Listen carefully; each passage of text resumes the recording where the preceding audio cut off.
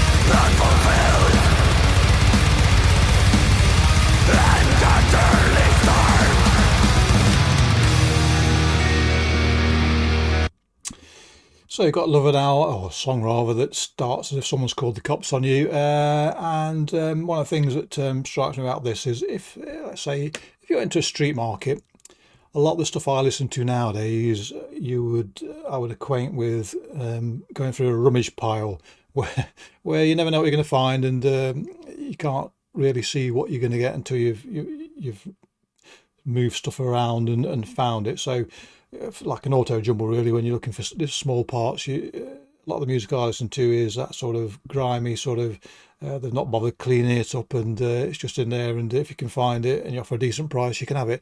Whereas bands like this are more akin to those people that take pride in what they're flogging, and this isn't a slight against the other bands I'm alluding to, but they put everything on display. They have a table there with a nice cloth on, and all their shiny things are there, so that you can see them in there individually. And Taubra, the sort of band that do that, I mean, relatively speaking, they're far brighter than the murky side I listen to, but they're still, the dust has settled on them a little bit. It's not the shiniest of things you will ever hear. But the point of making, I suppose, is everything they've got to offer is distinct for you to glean, and when you play your music like this, then why not?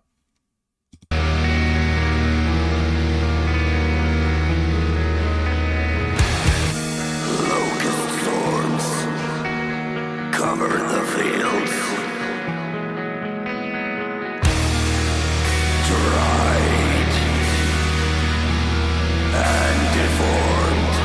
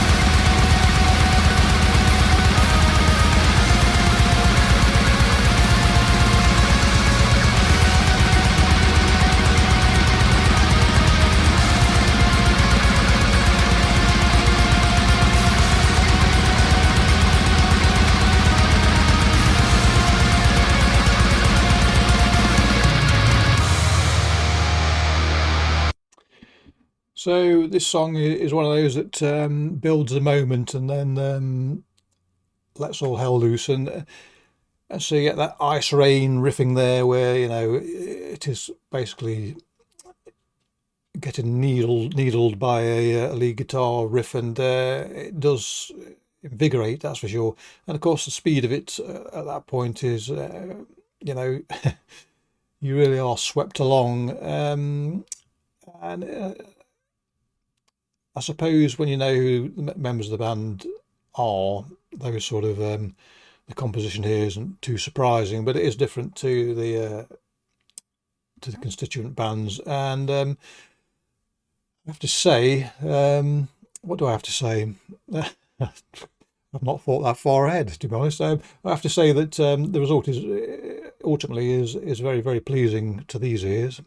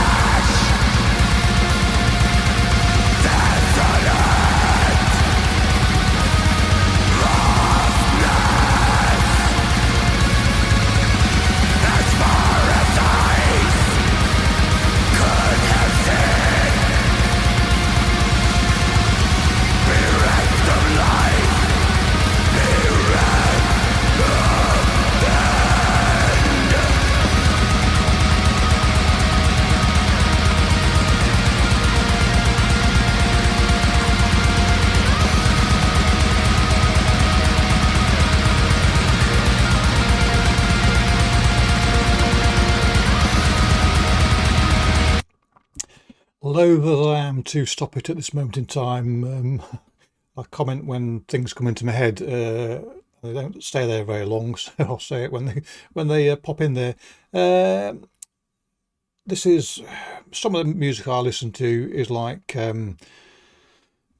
being caught up in a street brawl, where there's all manner of sort of underhand fighting going off. There's no sportsmanship to it, and there's no holds bars when it comes to grabbing a glass bottle and smashing it over your head, or kneeing you in the groin, or poking you in the eye, what have you.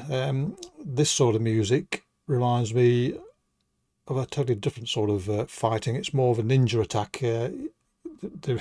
There is style and form to it, and it's just as deadly, but it's not a melee as such. It's more of a organised isn't the right word, but there is an art to it, I guess. A finesse, yes, that probably works. A finesse. So I don't suppose if you're the victim, you care too much how you meet your demise, but as an observer, you do appreciate the skills involved in delivering this attack.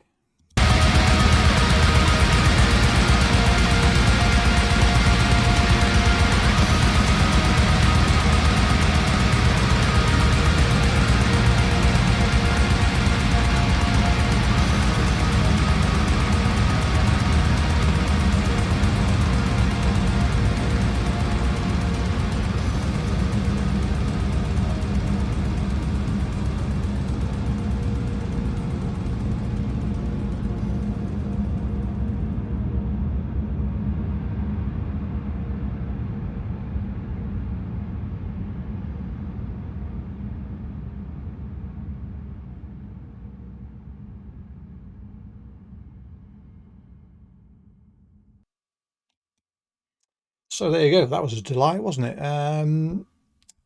If it's, as I say, any indication of what the rest of the album sounds like, it'll be an instant purchase. And the other track is equally compelling, and the fact that two of them are so compelling uh, gives me hope that I mean I never ever buy albums without listening to the whole, just in case.